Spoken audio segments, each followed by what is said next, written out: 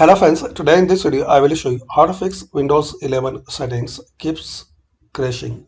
So guys, to resolve this problem, click on start, type cmd, right click on command prompt, run as administrator. It will ask permissions, so click on yes. Now here guys, type sfc space slash scan now. Now hit enter. Guys, it will take some time, so complete this scanning, and after once you complete scanning process, again click on start, type cmd,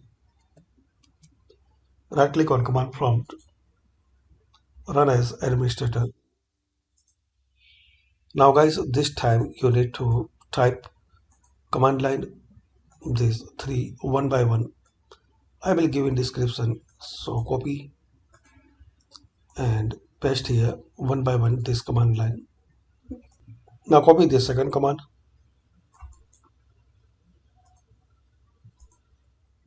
and paste here,